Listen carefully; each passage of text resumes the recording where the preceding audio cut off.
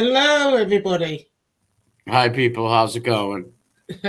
Let's go to the comments. I'll just say hi to everybody. Well, hi everyone. Hey, Mobland, how are you? You're doing Let well. me, yeah, let me know, Mobland, when you're doing your things. I don't get notifications for some weirdo reason. Cheryl the YouTube does that. Regulator, yeah, Bruce City, Assassinino, how are you? Claudio, um, everybody. So let's get started. So we're doing, hi, damn it, Mandy. So we're going to be talking about Myra Hindley and Ian Brady. Now, for those of you that don't know, it was basically a crime that really shook Britain because we'd never before had that type of thing happen where, a man and a woman would murder and rape little kids. And so it was quite shocking, especially, the woman part, because, we look at women or did look at women as nurturers. You don't imagine that they would do, the horrendous things this woman did. And so it was came as a real shock to Britain, but so we're going to talk a little bit about them. And so, if you want to start, MRE, with Ian Brady. Yeah, I was going to give them a little synopsis. The Moors murders were carried out by Ian Brady and Myra Hindley between July 1963 and October 1965, and around the area of Manchester, England. The victims were 5 children: Pauline Reed, John Kilbride, Keith Bennett, Leslie Ann Downey, and Edward Evans, ages between 10 and 17, at least 4 of whom were sexually assaulted. The bodies of the 2 victims were discovered in 1965 in graves dug out of Saddleworth Moor. A third grave was discovered there in 1987, more than 20 years after Brady and Hindley's trial. Bennett's body is also thought to be buried there. Bennett is the little boy up in the right, Keith Bennett, with the glasses on. His body was never found. I guess they still searching for the remains of his body. Right. Yeah. And Ian Brady, like we said, there's like, all right, like we said, we don't think Myra Hindley would have been a killer if she didn't meet Ian Brady. Just like Paula Homolka and what's his name, Paul Bernardo and Paula Homolka.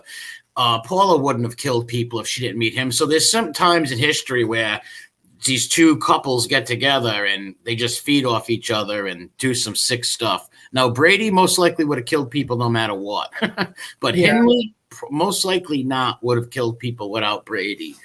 This guy was a very sick, twisted human being right here.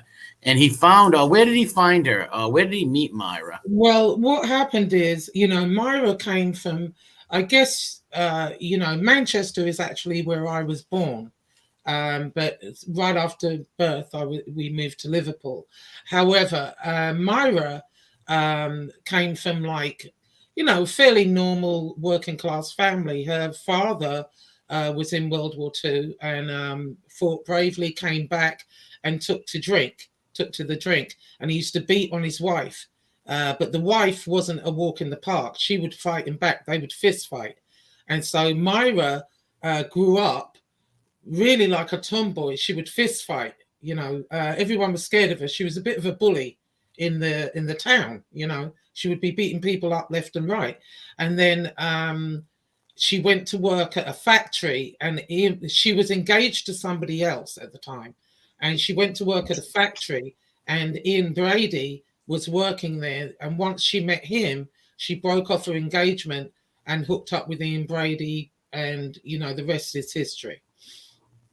And he must have seen that she could easily be controlled and stuff. He must have worked on her very slow, because you said they started robbing stores and doing heists together. Yeah, well, what he did, he kind of groomed her. He was very charismatic, believe it or not. Looking at this picture, he looks crazy as hell. But she found him very charismatic, and she said, she was mesmerized by him, and that she did his bidding out of fear of losing him. And so what he did, he kind of groomed her. They would do little robberies together. It started like that. Then he trained her to be a getaway driver, and she drove very well actually. And so they did some robberies, and she was the getaway driver. And then he once he had her, and he knew that she would do anything for him, then he went to his sick, twisted crap that he did, and she went along with it because she didn't want to lose him. Mandy asked, what year did these murders happen? Between July 1963 and October 1965. So let's say it's, what they probably met in what, 62, maybe 61. He probably started, but the murders started in 1963. Yeah. Well, let's see. The first murder was in 63, and that was Pauline Reed. Then 4 months later, it was John Kilbride. And then Keith Bennett was 1964. It seemed like they were doing one a year or a couple a year. 64 was Keith Bennett, and then Leslie Ann Downey was also murdered in 64. And it wasn't until later David Evans, he was in 65. So enough to quench their thirst. Right. This is Pauline Reed. She was the first victim. And she's probably the one that was 17, because it says the ages between 10 and 17. So she looks like the 17-year-old or maybe 16. Right. And then second was John Kilbride. This is John Kilbride. What a shame. And then Keith Bennett. Oh, this little boy. Oh, my God. Poor little thing. He looks like he could be in Leave It to Beaver, Chip from My Three Sons, Ernie, the kid Ernie from My Three Sons. What a shame. Right. Yeah. I mean, and this little boy, they never found him. And right up until they were dying, they were on their deathbed. The priest came to give Myra like the last rites, and she still would not give up. And the mother used to be on TV, and she would beg and plead, because she wanted her boy back, and they would not, neither one of them. And this is Leslie Ann Downey. Ah, cute, such a cute little kid. Yeah, cute little thing. Look. Yeah. And they had recordings, you said, right? Recordings? Yes. Yeah. What happened when they were arrested, and this is how, people thought then. You wouldn't think that a woman would do this type of stuff. So they thought Myra was just not an accomplice. They thought, she was a victim. And they didn't arrest her until 4 days after they arrested Ian Brady. Well, during that time, they had a storage unit. And in that storage unit, they had all their trophies, let's say. Pictures, and they found audio tapes of them raping and beating this little girl.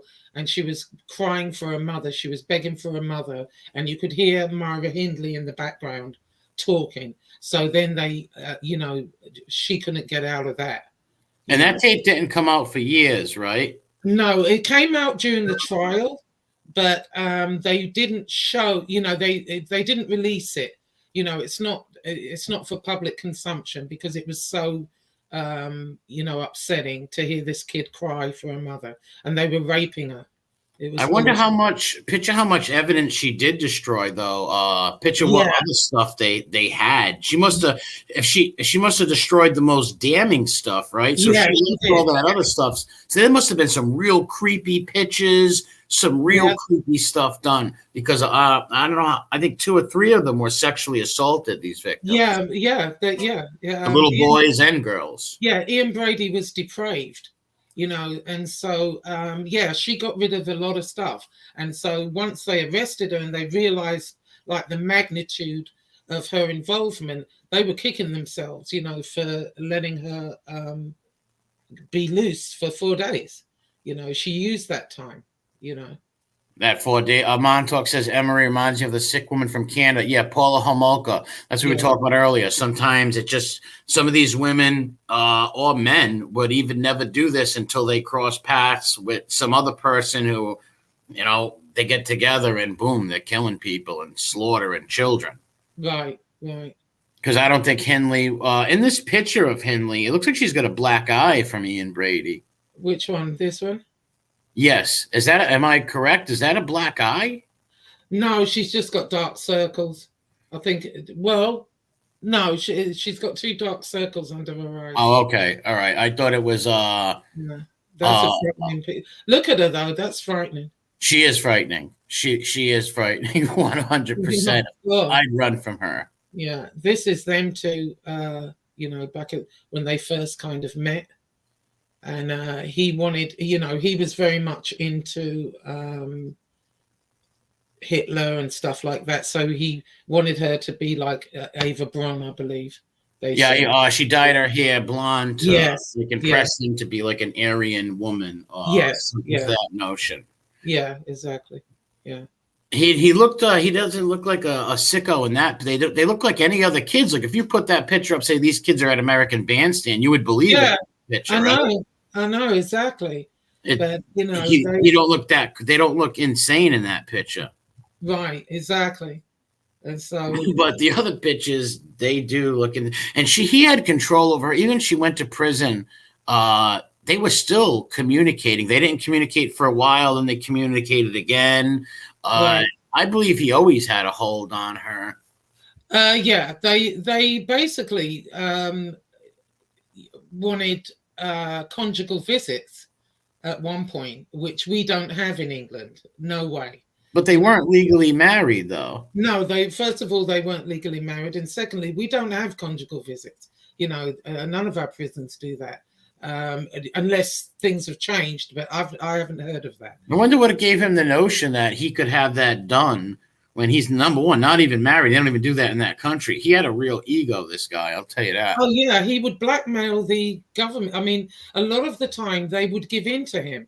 What he would do, for example, he didn't want to be in a certain prison. He didn't want to be in prison. He wanted to be in a psychiatric unit, because it's an easier ride, and they refused. So he goes on hunger strike, and eventually they gave in to him. So, well, they had to force feed him. You said they had to force. Yeah, they would, tube feed him. And do you think he got? Do you know if he was getting attacked in prison or targeted and beat up, or what? Or was he alone? No, I don't believe he was. At one time. Here's how crazy the British judicial system is. When he went on the hunger strike, they caved into him and they put him in like a less type secure unit and gave this maniac a job as a janitor. And so he was allowed to wander around, mopping out cells and whatever. Finally, and the place where he was, they would send juveniles to, juvenile boys. And one boy, he raped that boy, and the boy went, and told on him and whatever. And they still didn't move him immediately. They ended up moving him. But why would you put this lunatic who has raped and killed young kids in an environment surrounded by young kids? I mean, oh my God, it just made no sense, excuse me, at all. No, what a predator. Oh my God. Yeah. And so what happened is Myra, once they were, convicted and whatever, she was so still in love with him. They would exchange hundreds of letters, and she wanted to visit him. He wanted conjugal visits. So in the beginning, that's when she contacted Lord Longford. Okay. His name was Francis Pakenham. And hold on. And I found out about this stuff from the movie Longford. It's on Netflix, people, if you want to check it out. It's pretty good. Josie knows a lot about Longford. He was a Protestant. Or he was in the House of Lords, correct? And he converted to Catholicism, and he would go to prisons and visit people and stuff like that. And what did Hindley write him first? Yeah, what happened is, let's see, this was him when he was younger. He looks like a serial killer right there.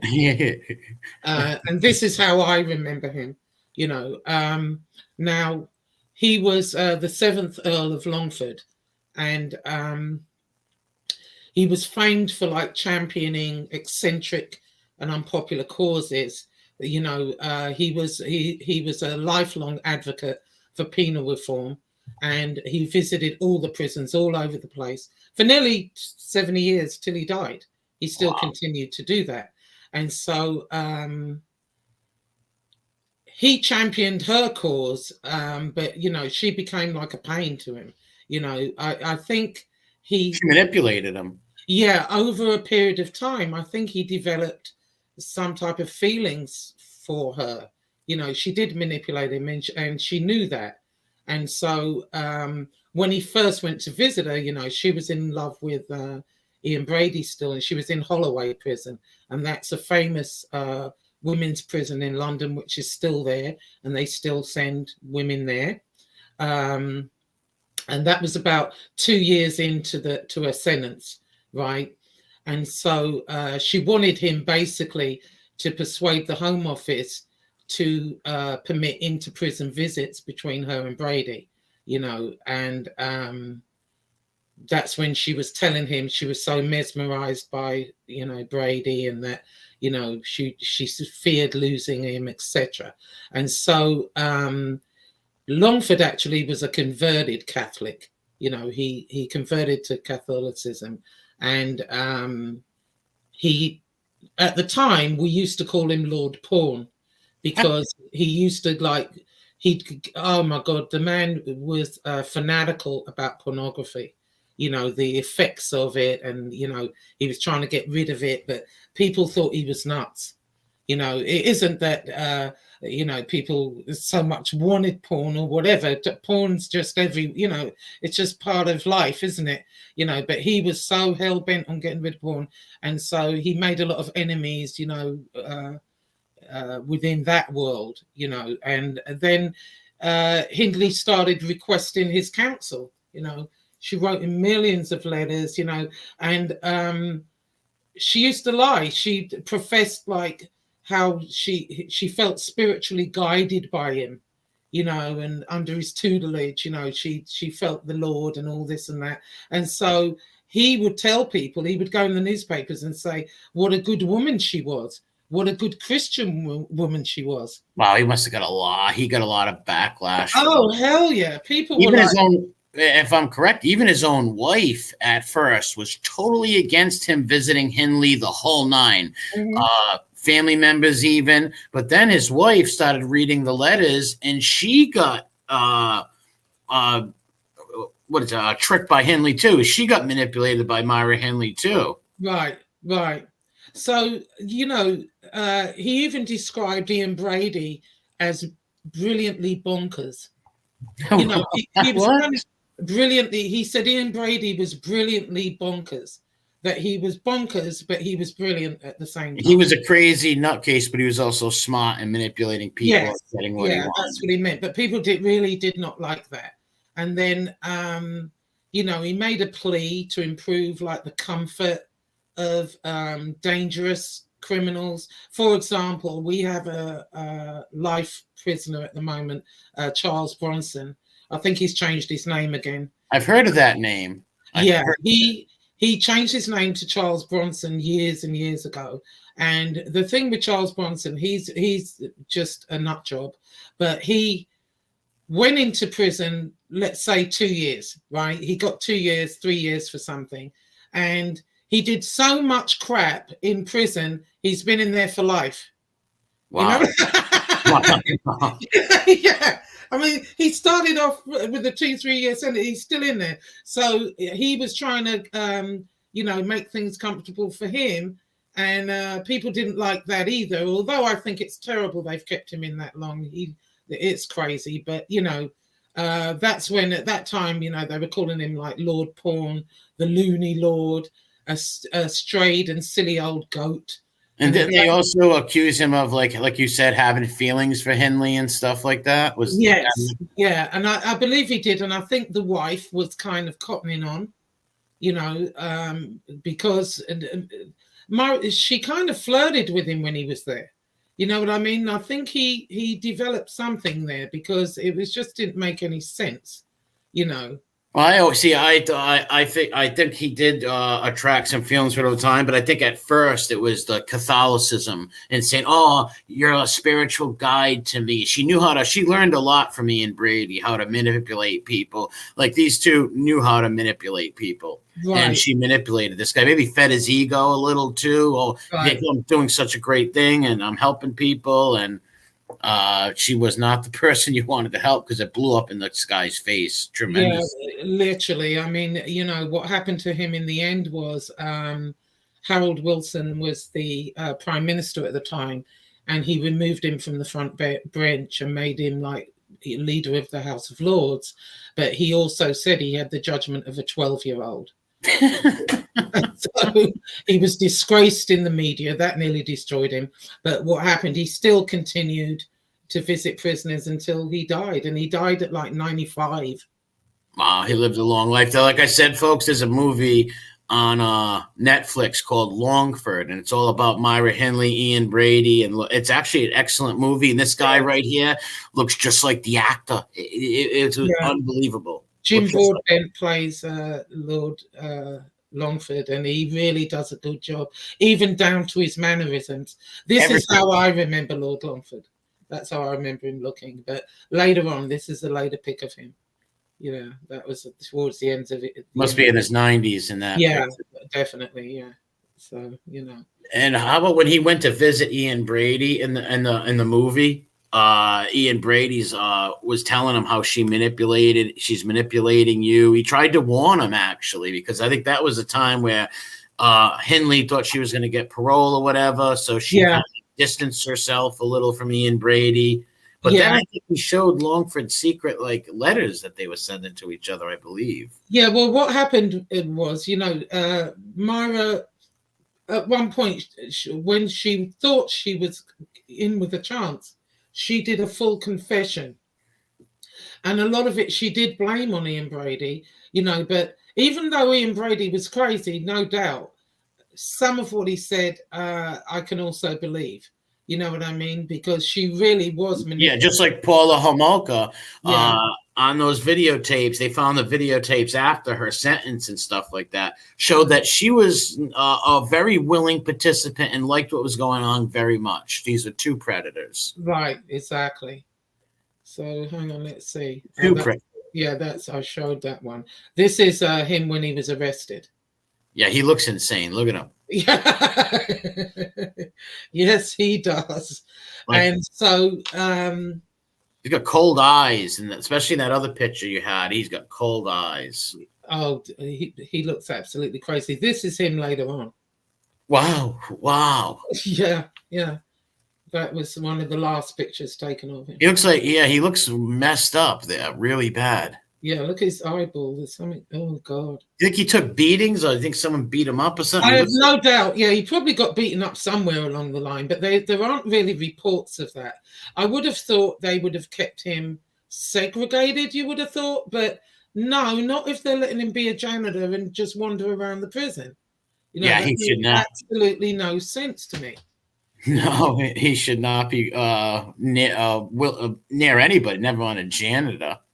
Right. That's what they did to these kids and the four families for years. And like we said, still that little boy, no one knows where he is. His family never got to put him to rest and never got closure.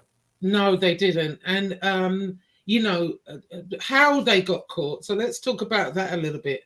How they got caught was due to his brother-in-law, David Smith. Now, this is David right here. Is that Hindley's brother-in-law, or this is Myra Hindley's brother-in-law. This one is her sister Maureen. Okay. So he was married to her sister, and what had happened is when he murdered David Evans. That's the guy he hit with the axe. Evans. I'm sorry, Edward Evans. This is Edward Evans.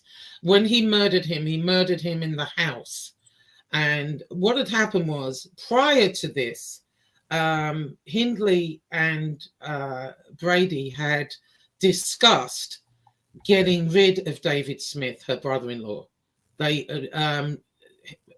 Brady called him a rat. he said he nestled in to scrounge a worthless existence till the end of his life. You know, he said 3 months before they got caught, you know, they discussed cancelling him, you know, but it was because of the fact that he was married to a sister and the family tie. And there was and in fact, Brady said it was the only time he didn't follow instinct and allowed sentiment to influence what was necessary. He said he'd identified Smith as unreliable, weak, and a danger 3 months before he informed. So David Smith actually did himself a service because they would have killed his ass. Yes. Yeah. Big time. He got very lucky. But like I said, if Brady knew, though, if he ended up missing, they would be looking at him and Myra, the people close. When you go missing, they look at the people close to you, you know? Oh, yeah, for sure. And who knows how Hindley's sister, would have took it, you know? Right. So, well, they probably would have killed her too. You know what I mean? It's similar to Homoka. Didn't Homoka kill her sister?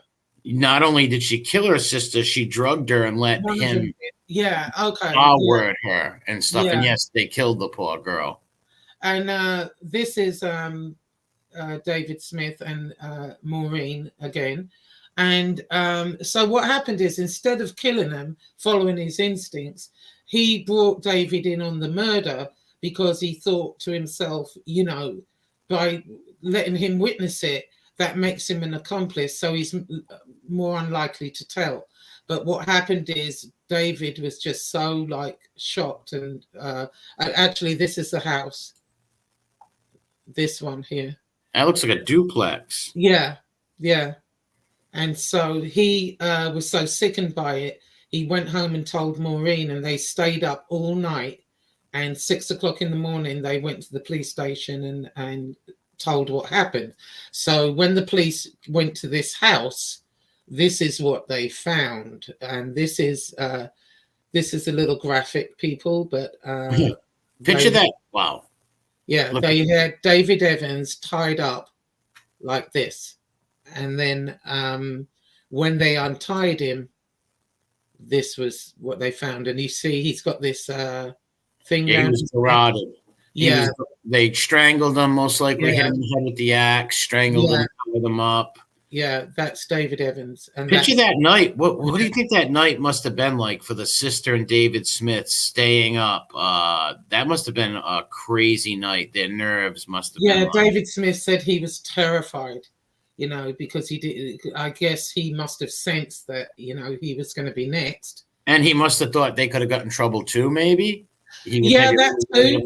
Because let's remember, Myra Hindley and Brady tried to blame it on David Smith. Yeah, oh yeah, they did. But, you know, no one believed him. I don't think anything happened to him, even though he was like a conspirator, as far as he helped move the body, helped tie him up and all of that, because Brady made him, but he did it under duress. So if he didn't do that, Brady would have killed him. And he probably, so that night must have been one picture, like being terrified for your life, having to do that, and then being up all night with your girlfriend or your wife saying like, hey, listen, like, they're gonna kill us. we gotta literally go stop this stuff. Right, and here's a picture of the moors. This is the moors. This is where the people. This is, if you don't know where the moors is, this is where all the bodies were buried. Hindley and Brady used to go on picnics up here. They used to have little picnics up here and stuff like that. And like Josie's explaining, the reason they found these bodies is because they would take pictures of them. And see how Myra Hindley's looking down? Josie explained this to me before we went live. One of the inspectors says, wonder why she's looking down. And they went and started digging, and they found the bodies there. So these sickos would kill these people, bury them there, and then go take pictures above the bodies. Yeah, and have actual picnics, take food and sit on the graves. You know, it's unbelievable. Here's another one. Right behind here was another body. And what happened is they had a search party. What they did is some real clever dude, first of all, they had lots of pictures in this storage unit, pictures of them torturing the kids and whatever. But they also had many pictures like this one, where she's, they're sitting there. See, I wouldn't have guessed that though. Yeah, and so one real clever guy was looking at it, and he said, "Wait a minute." He said, "Why does she keep looking down?" He said, "They pinpointed exactly where this was, which God knows what that took. You know what I mean? But they pinpointed, because looking at this, I mean, it could be anywhere. Yeah, it could be anywhere, and the moors are huge. It's right. That's why there were so many guys. You had to be. Well, the Brits are very smart. You redcoats are very smart when it comes to intelligence, all stuff like that. So what they did is they, had a search party. Hundreds of people came out, and they found exactly where from the pictures, where they were picnicking, where they were standing, and they found the bodies. And this is Wow. a picture here where they found one of the kids. I'm not sure who they found. Do you think Myra destroyed one of the pictures where she was standing over little Keith's body? Maybe. Possibly, yeah. See these two pictures? They're standing on the grave, same spot, and they found that though. They did find it. So I wonder if Myra didn't, if they didn't let her out for them 4 days, because Ian was arrested, and she got out for 4 days. Right. She was arrested 4 days later. She must have destroyed a lot of evidence where they could have found them bodies. Yes, she did. She did. They said that. They said, they're kicking themselves over that. They said, God knows if they'd have arrested her right away, what they would have found, and they might have been able to find poor little Stephen Bennett. Because his mother, I mean, it was heartbreaking. She would get on TV and she would beg them and beg them and beg them, and they wouldn't give in, even on their deathbed. You would think, especially Myra, she was supposed to be a devout Catholic. Yeah. You would think, okay, I'm going to put the mother out of her misery. No, her last words were about her mother. She asked her mother for forgiveness. Treacherous to the end. Like you said, yeah. You would think, especially as a Catholic, right? Right. You would think all right. Well, you're going to purgatory. You're like, there's going to be many years in purgatory. But if you're told where this little boy was, maybe like I said, you get many years in purgatory, but one day maybe you can go to heaven. Right. But nope, not her. She was just cold and vicious to the end. Yeah. Right to the end. Yeah, I can't even imagine, why they wouldn't have told that woman, because she would do it every year virtually, Because she died of cancer, right, Myra Hindley? Yes, I believe so. She was a hi BK. I think she used to smoke like 2 packs a day, 3 packs a day, apparently. And she had a respiratory illness or something like that. Yeah. Yeah, you would think that, and plus you would think that you would want some mercy from God. Yeah. What's up, Angel? And say that, but nope. If anybody got any questions about this and stuff, you're just gonna ask us. But yeah, you would think that, but no, she was just a cold fish, just like him to the end, man. I know, and not more recently, actually, and we might do one on them, is Fred and Rosemary West. I don't know much about them, but I've heard it's very fascinating. It is that those two. I mean, they're like the modern day Myra and Ian Brady, but yeah. I just can't imagine why she wouldn't have told him where her son was. That kills me.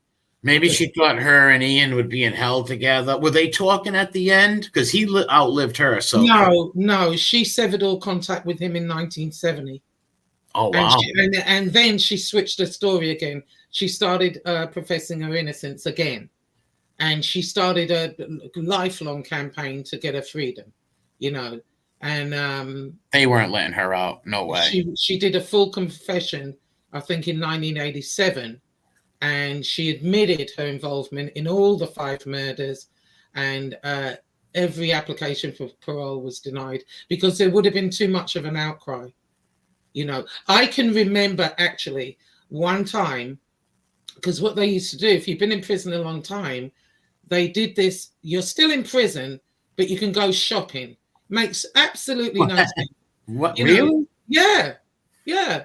It's kind of like, I guess they're looking at maybe releasing you down the road, so they're trying to acclimatize you to. Oh, that's right. In the movie, that's right. In the movie, they did take her shopping, and she had a Yeah. scarf on her head. That's right. It came back. People were going berserk. People were going crazy. You know, how in the hell there are pictures of her? She's at the shops. Like, what? You know, but she was still in prison. It just, oh my God. Excuse me. It just made absolutely no sense. But A cold fish right to the end. But like you said, back then nobody could imagine a woman killing children and stuff, and that's how they suck at these kids. And a lot of those little kids trusted her, not Ian Brady. You know, right. They trusted her. Yeah. Oh, And, hey, he said Brady needs a break, a night out. Yeah, possibly. Yeah, I mean, I just don't get it. I don't get it. But one girl got away from them. oh, really? There was one that got away. Yeah, there was one that got away, and she testified later, and her name doesn't come to me. Right Is that all right? Then why? All right, if she got away, but she didn't know their names. I think they terrified her, so you know she just wanted out. You know, but she said Myra, Andy, and tied her up, raped her over and over. You know, they let her go. Why, I don't know, but she testified against them later on. So this is basically sadomasochism, basically, is what Ian Brady and Myra Hindley were into. Torturing and making these people terrified and then killing them at the end and and doing some sexual things in the middle. What sick puppies, boy. Yeah, let me go back over to the pictures because I was going to say something else. Hold on. Yeah. Look at them smiling. Oh, my God. Yeah, this is, and they're on the graves. And I think it's really some wonderful police work that they could find this exact. Even know that. Because like I said, if I seen these pictures, I wouldn't say, all right. I wouldn't even think that, would you? Yeah, I would just be like, all right, they're taking pictures of each other, you know. Like I wouldn't think, hey, let's dig and find where. And you're right, the moors are huge. Look at the landscape of this place. Yeah, find out where these bodies were, or maybe they were looking for some signs of someone who had a picnic there. Maybe a bottle. Like I don't know how they found them. Like look at it. Look. Yeah, how would you know? I mean, you've got rocks over there, rocks over here, you know, but I think the search parties, they went out day after day after day. They found it. Look how many people that is. It looks, it's got to be over 100 people. Yeah, police and the villagers all came out and, you know. I wonder how they did find those spots. Maybe they found an old picnic thing, or they just used the photographs, and they were just some smart. Yeah, from what I'm told, they went on the photographs alone. They just matched them up. I mean, it must have been like freaking. It must have taken forever. I can't even imagine, especially you know, like. I wanted to show this. This is very interesting because. This is Myra a little later on. She kind of looks little bit better there. But she loved animals. How weird.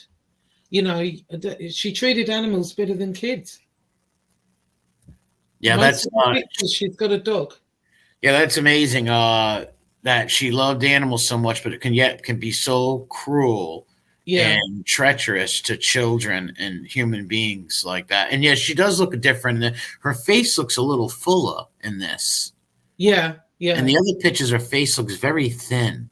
But yeah, I think she was in prison with this picture. I want to say she was in prison in this picture. Really? And how did she get a dog in prison? They do like the dog pet programs. Yeah, where they bring the dogs, you know, and you can you know, it's like a program type thing. So, you know, British prisons, especially the women's prisons. I think they had her. She wasn't like held in a secure unit. I think she went to an open prison, and the open prisons you have way more freedom. You can wear your own clothes. You can, whatever. My my friend Dean trained dogs in prison too. He trained a couple of dogs in prison. So yeah, I'm sure they do that in England too. And look at the background. I think I want to say that's a prison picture. It's got to be. Look how big that fence is right there. Yeah, because what kind of dog do you think that is? It's a collie. That's a collie? Yeah, it looks like a collie dog. To me, it looks like some sort of just some sort of sheepdog or something. I don't know the exact name, but I'm looking at the nose. Maybe, I don't know, but it looks like a collie from here. But maybe, I think it was an open prison. My ex was in a prison in Copenhagen, and I'm telling you, it's like a holiday camp. He had his own room. He had a stove. They can cook. Oh, wow.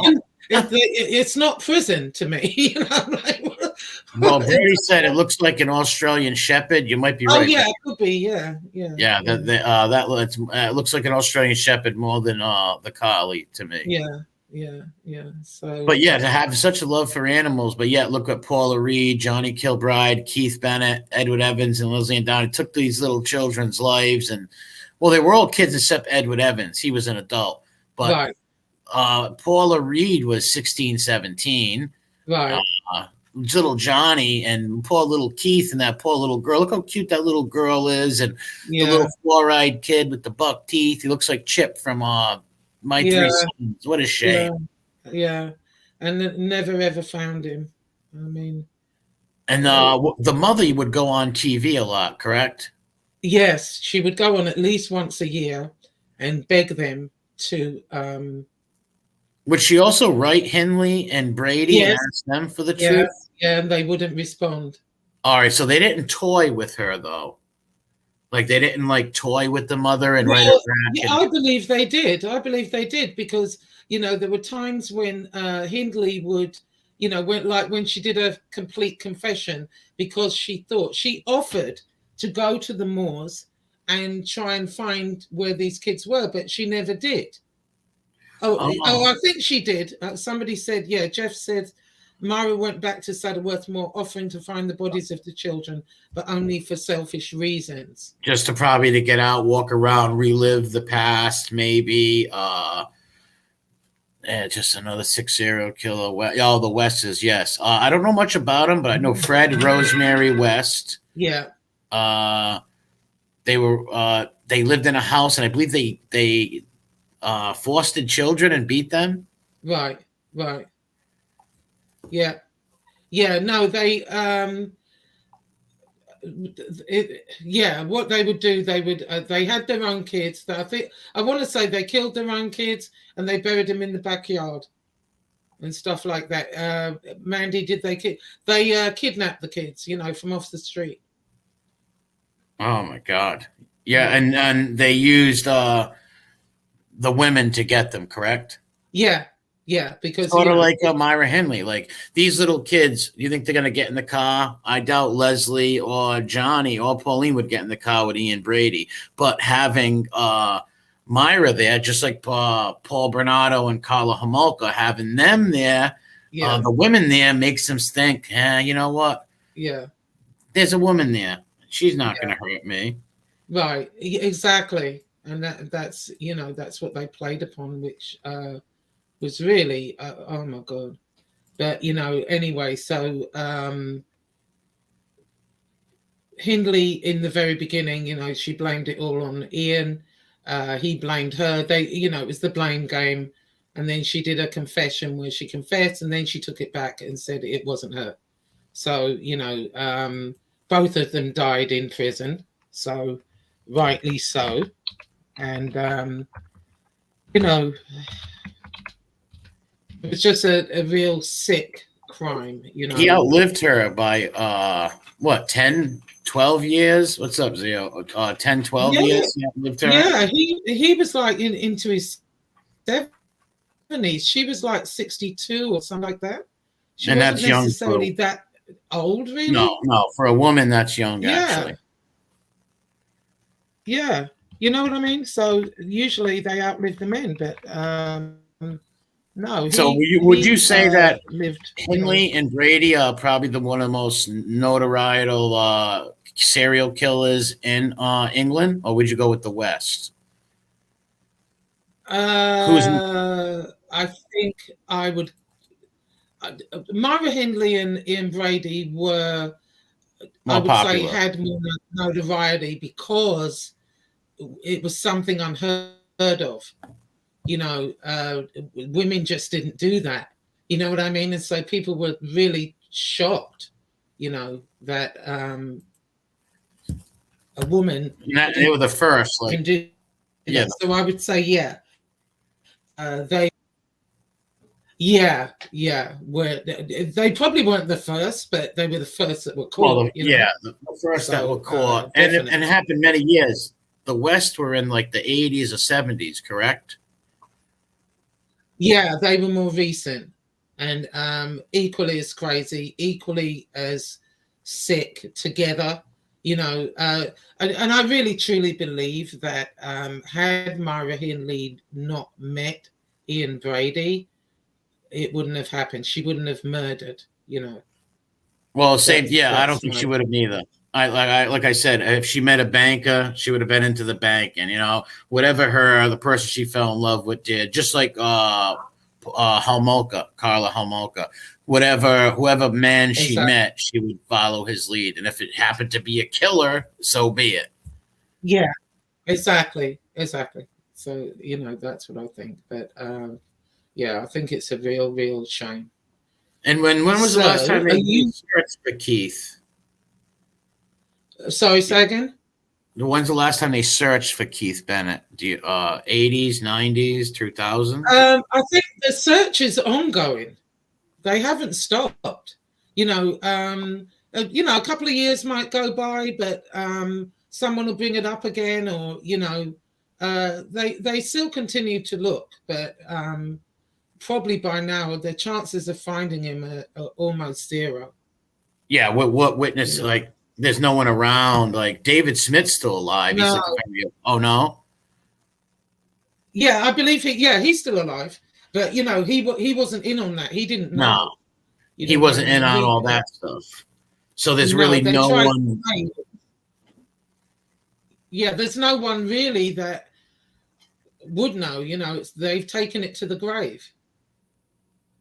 And I think that's really bad, sad for that family because, especially Myra, she's a Catholic. The priest was there. The priest shouldn't have given her the last rites. He should have smacked her on, seriously. Well, she's burning God. in hell. Yeah, Her and Ian Brady are definitely burning in hell, without a doubt. yeah, let's hope so. There's So no you wanted to purgatory. say about a child what with a heart? Oh yeah, I just asked some content creators if they could share the either Justice Tech Pro stream or the stream I did. I share the thing about the kid Jacob. He's a little boy who had heart surgery. So if people And could just share that. I was on my he's having, community tab. Just give it a share. okay, yeah. Oh, look at So his eyes. Yeah, he looks real sick here. I know he looks completely crazy to me. He looks He angry too. Yeah. Now these houses, you said it. What did you call it? A duplex or A something? duplex, yes, a Okay. duplex. Well, in England, these are called council houses, and they're like the projects. Like project housing. The government, you get it from the government, and so the rent's a little cheaper. Okay, gotcha. You know what I mean? That's why they're all the same, and they have estates like this, so they're called council houses in England. Yeah. And So did Ian and Myra live there together? yeah, yeah. Well, I must. And the sister, no, the sister and her husband lived elsewhere. Yeah, Ian and Myra lived here together. They would have like drinking parties and all kinds of stuff going on. Is that Henley's sister or no? Yeah, No. this is Maureen. That's him. He looks kind of different there as well. Yeah, he does. He does look Yeah. kind of different. Yeah. So they probably hung out together for a little bit until they found out they killed that Yeah. person. They must be terrified for their own lives also. Yeah, exactly. Look at the hairdos But, back then. oh no. Well, I said when I was showing you this one, this get up he's got on. Back then they would call it a teddy boy outfit. A teddy You know, boy. yeah, they called him a teddy boy. See, he's got the Elvis hairdo. They used to wear these jackets with like velvet collars like this, and he's got winkle picker shoes. You know, where the toes are really pointed. You know, All right, the Elvis and Jerry Lee Lewis was very popular back then in England. Yeah. So they modeled themselves on that.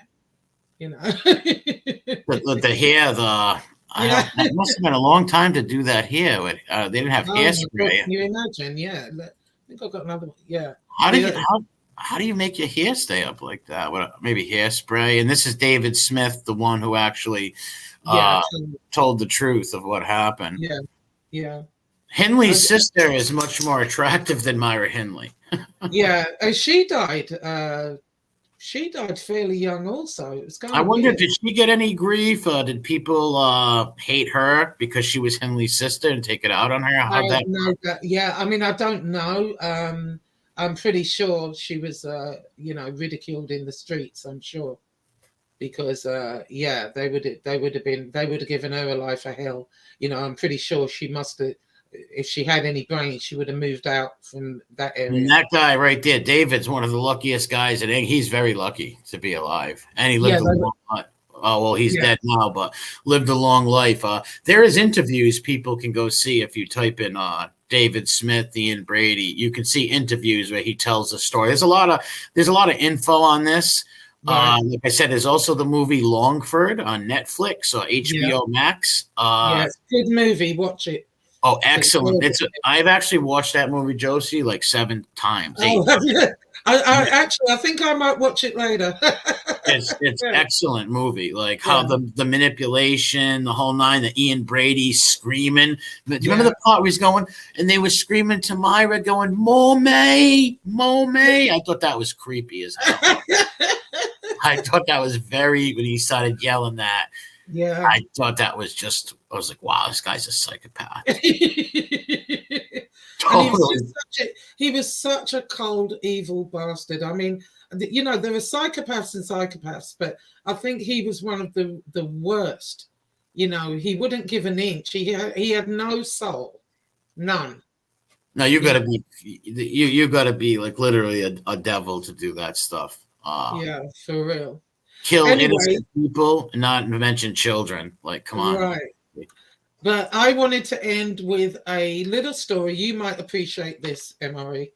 End it on a little of a lighter note, you know. So I was perusing the newspapers and I came across this and it tickled me so much. I just couldn't stop laughing. But so I thought I'll share it with you and we'll end on that, right? So this is Ralphie. What is it? He's a French Boston. It looks like a Boston Terrier or some French little bulldog, one or the other. Like, yeah. So this is Ralphie.